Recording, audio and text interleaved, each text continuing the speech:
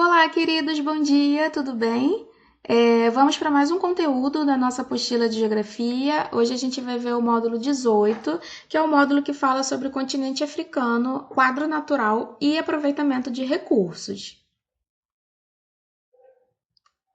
Bom, aqui a gente tem os objetos do conhecimento, tá? Do módulo 18. E a gente começa falando um pouquinho sobre duas coisas. Primeiro, a gente vai falar um pouco sobre o Quênia, principalmente da produção de flores no Quênia. A produção de flores hoje é uma das principais atividades econômicas lá no Quênia, tá? É uma atividade muito importante na geração de renda e de empregos. Inclusive, o cultivo de rosas chega a atender até 80% da demanda europeia, né? Então, ou seja, essa produção de flores no Quênia acaba sendo majoritariamente para atender a demanda do continente europeu, né? Então, assim, mesmo essa atividade econômica sendo tão importante, a gente tem alguns problemas relacionados a isso. Primeiro é a questão dos trabalhadores, né, desses cultivos, dessas plantações. Primeiro porque eles são extremamente mal remunerados, tá? Eles são submetidos a péssimas condições de trabalho e, obviamente, eles acabam sofrendo com a estabilidade no mercado de flores. O que significa essa estabilidade? O Quênia, gente, obviamente, não é o único país que produz flores para exportação, tá? Dentro do próprio continente europeu, você tem, por exemplo, a Holanda, que é mega famosa até pelos cultivos de tulipa, né? Então, se você tiver muita curiosidade, né, você pode jogar no Google campos de tulipa na Holanda, que você vai ver imagens belíssimas, né, de plantação e de cultivo dessa flor. Então, ou seja, dentro da Europa, você já tem países que produzem flores, né? Que cultivam. Então, existe uma concorrência no mercado de flores. Então, o Quênia ele acaba tendo que concorrer com países europeus, né, e outros países que fabricam e cultivam, né, para exportação o mesmo item, tá? E isso, obviamente, pode causar instabilidade no mercado das flores, né? Você pode alterar o preço, alterar a demanda, enfim. E o outro problema, muito relacionado a essa atividade econômica especificamente, é a questão do esgotamento dos recursos naturais, né? Você tem primeiro o esgotamento dos recursos hídricos, né? Gente, como eu disse, essa produção de flores é uma produção voltada para exportação, né? Então, ou seja, é uma produção em quantidade, é uma produção massiva. E, obviamente, que você precisa de um sistema de irrigação, né? Para o cultivo dessas rosas. Então, você pode provocar o esgotamento dos recursos hídricos, tá? Além do esgotamento, você pode causar também a contaminação dos corpos d'água pelo uso de agrotóxico, né? Que a gente sabe que em qualquer tipo de cultivo se utiliza muito produtos químicos, né? Fertilizantes, pesticidas, agrotóxicos, enfim.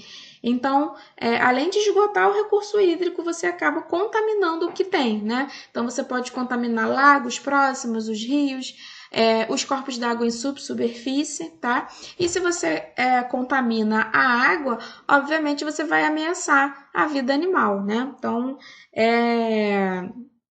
um efeito em avalanche, né? E na partezinha de baixo, a gente fala um pouco sobre a identidade do continente africano, né? Primeiro que é o terceiro maior continente do planeta, né? E a gente está falando de extensão territorial mesmo. São quase 30 milhões de quilômetros quadrados, né?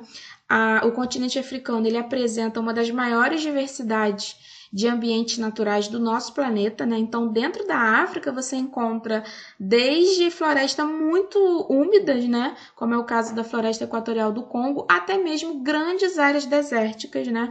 Que, como o Saara, que vocês certamente já ouviram falar, é o maior deserto do planeta, mas o Saara não é o único deserto, tá? Do continente africano. E uma outra característica também é a diversidade cultural, que é mega importante, né, e mega representativo do continente. Atualmente, calcula-se que existem mais ou menos em torno de 800 povos, né, e que falam em torno de 600 dialetos diferentes, né? E, obviamente, esses grupos humanos eles vão professar crenças diferentes, né? Aqui a gente está falando de religião mesmo, tá? E aí a gente tem o continente africano, né? Ele também é conhecido, né? Tipo uma marca o baixo desenvolvimento socioeconômico, né? Isso marca muito o continente africano. Mas, gente, é muito importante que a gente saiba que não é só o subdesenvolvimento econômico, né? O baixo desenvolvimento econômico que marca o continente africano.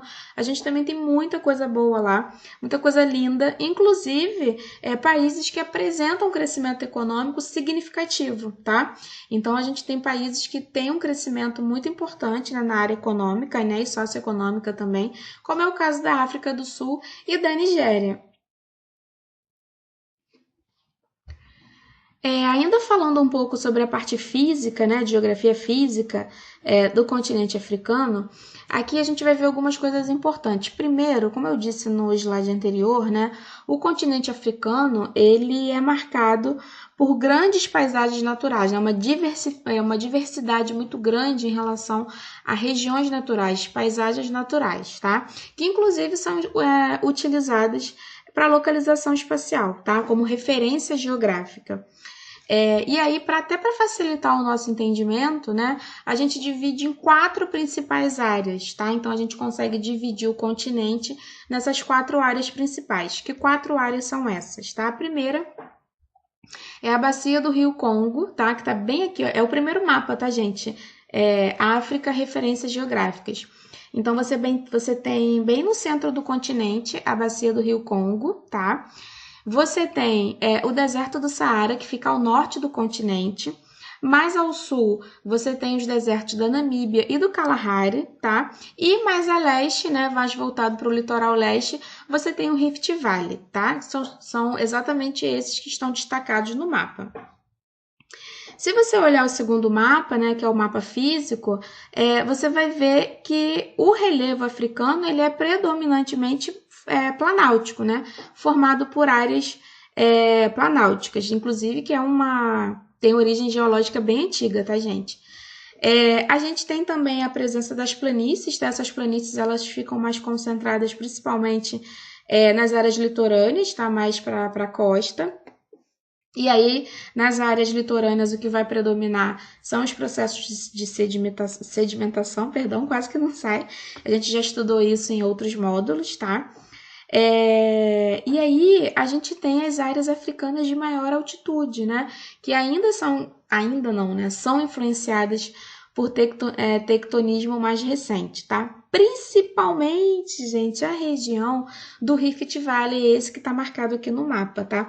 Essa é uma região que fica ao leste da África e ela é formada por um conjunto de falhas tectônicas, tá? Gente, essas falhas, elas começaram a se formar há milhões de anos atrás, tá? Isso não é algo recente. E ela fica ali essas falhas, né, elas começaram a surgir quando a gente já estudou placa tectônica, vocês lembram, né? Quando as placas tectônicas africana e arábica começaram a se separar, tá? E aí o que acontece? Parte da placa tectônica africana, ela está se dividindo em duas, né? Isso é um processo que está em andamento. Inclusive, esse processo certamente vai levar a separação da África em duas, tá? A gente vai ter o continente africano sendo dividido em dois, devido a essa movimentação de placa tectônica. E aí, isso é algo que está acontecendo, né? Está em processo. Eu não sei se vocês acompanham isso pelos jornais, se vocês já viram, tá? É algo que está acontecendo agora, né? Algo que é recente. A área, né, é uma área que apresenta atividade tectônica, como eu disse, né? Tem terremoto, tem muito vulcanismo, né, ativo em diversos trechos, né? E aí, quando a gente fala de separação provocado por movimentação de placa tectônica, né? Como eu disse, eu não sei se vocês estão acompanhando isso. Então, eu peguei 2 imagens. Se você jogar no Google, o continente africano está se dividindo em 2. Você vai ver uma infinidade de reportagens, de imagens. Eu coloquei aqui 2. E foi as primeiras que eu achei, inclusive, só para vocês terem uma ideia. Isso que a gente está vendo aqui nessas 2 imagens é exatamente o que está acontecendo, tá? Você tem a movimentação da placa tectônica, tá? É um movimento divergente, né? Essas placas estão em sentido contrário, então o terreno ele vai se abrindo, né? Cada um para o lado. Esse aqui são só trechos, tá? Mas essa rachadura, ela é quilométrica, né? Ela avança sobre o território. Então, se você jogar na internet, você vai ver fotos, imagens aéreas, enfim, que abarca uma extensão territorial maior, tá? Mas é só para vocês entenderem do que eu estou falando, né? Obviamente a gente já estudou tectonismo, né, anteriormente, teoria da deriva continental, movimentação de placa tectônica, é algo que a gente viu no 6º ano, mas eu decidi colocar essas imagens aqui para vocês verem o que exatamente está acontecendo, tá? Então, em breve, é possível que a gente tenha uma separação, né, um rompimento do continente africano e ele se parta em 2 partes, tá? Bom, um dos temas da apostila é aproveitamento de recurso, né? Então, ou seja, quais são os recursos naturais que são aproveitados, né, na África? O continente africano ele é muito rico em recursos, né? Não só minerais, mas em recursos energéticos também. Então, nesse mapa aqui você consegue ver por exemplo, as matérias-primas energéticas que são exploradas, né? Então, você tem carvão, petróleo, gás natural, cada desenho desse significa um item, tá? Urânio, né, que é utilizado até na produção de bomba atômica, né, através do enriquecimento do núcleo do urânio. E a gente tem também no continente africano as jazidas de minérios, né, de minerais. E você, como você pode ver aqui, tem uma infinidade, tá, gente? Tem bauxita, ouro, manganês, prata, mercúrio, fosfato, cromo, diamante, né? Então, você vê que isso está bem distribuído pelo continente africano, tá? Ele é rico em recursos minerais e energéticos. Essa imagem aqui da apostila de vocês mostra pra gente a diversidade climática, né, que existe também no continente africano, tá? Então, aqui você tem um mapa de clima da África, né? Você tem os gráficos mostrando as características de cada país, de alguns países, na verdade, né? Mas você tem uma classificação geral, tá? Então, na classificação geral, a gente tem, por exemplo, aqui as áreas desérticas, tá? O Saara, por exemplo, né? Na borda do Saara, você tem esse laranjinha, né? Que é um amarelo mais escuro, que é o semiárido. Você tem tanto no Saara quanto na parte do deserto da Namíbia e do Kalahari embaixo, tá? As áreas verdes, né, são as áreas tropicais. Você tem também clima mediterrâneo, tá? E você vai ter também o que está em vermelhinho, que é o equatorial, tá? Então, você tem uma diversidade significativa de climas também. E o clima temperado também. O clima temperado também se faz presente no continente africano, tá? Aqui a gente já tem um mapa de cobertura vegetal, né? Lembra, gente, que é muito importante a gente fazer a ligação, né? A relação entre clima e cobertura vegetal, tá? Então, por exemplo, aqui na área amarela, né? Qual é o tipo de vegetação? É uma vegetação de deserto, né? Então, o tipo de cobertura vegetal, ele também está muito atrelado às condições climáticas daquela região, tá? Então, se você reparar aqui, você vê que a vegetação desértica, ela está exatamente nos mesmos lugares onde você tem o clima desértico, né, que é o Saara, e mais embaixo o deserto da Namíbia e do Kalahari, tá? Você vai ter floresta equatorial, tá? Savana, estepe, vegetação mediterrânea e vegetação de altitude, tá?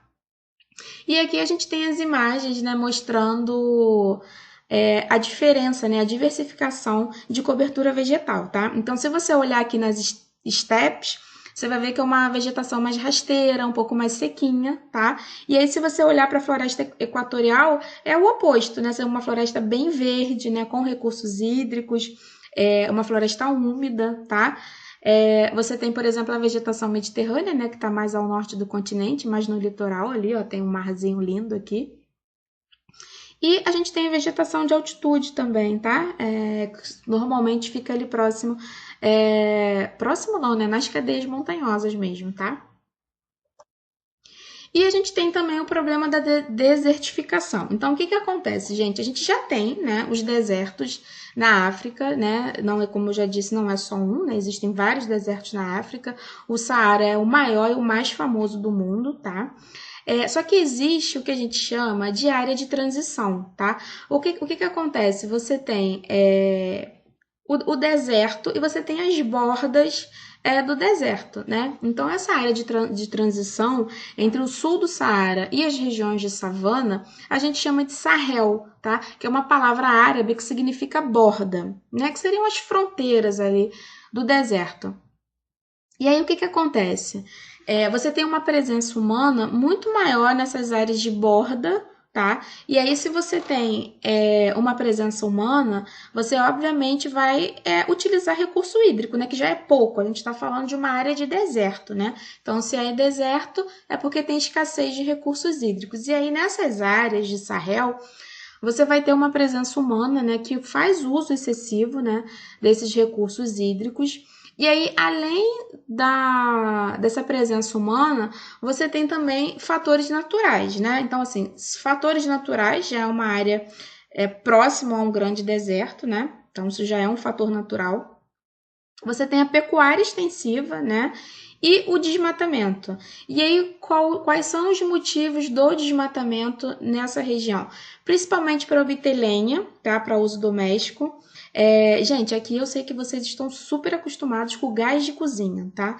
Então, se você mora em condomínio, em prédio, pode ser que você tenha o gás encanado, ou pode ser que na casa de vocês seja o famoso botijão de gás, né? Aquele que o gás acaba, você tem que ligar para o caminhão trazer e fazer a troca.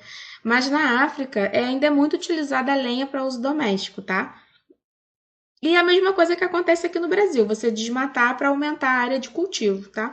Então, ou seja, a soma de tudo isso que eu falei, né? A presença humana, uso excessivo dos recursos hídricos, a pecuária, o desmatamento, isso está aumentando, fazendo com que essas atividades estão provocando o aumento da área desértica, né? Então, ou seja, está acontecendo o aumento da extensão do deserto em função desses fatores que eu acabei de falar para vocês, tá? Então, a desertificação, né? O deserto hoje, ele não é fixo, né? Então, essa área, ela pode ser aumentada, né? Se esses fatores não forem contornados.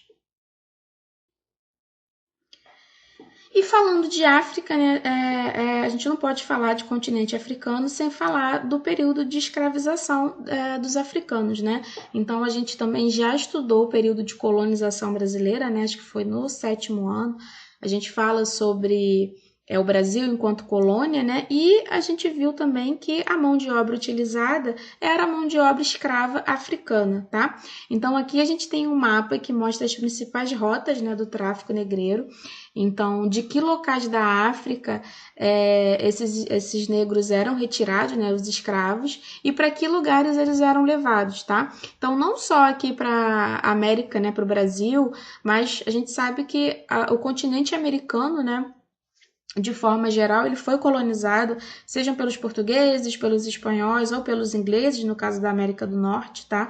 E toda a mão de obra do continente americano em algum momento foi mão de obra escrava, tá? Então não foi só o Brasil, foi a América Latina como um todo e a América do Norte também, tá, gente?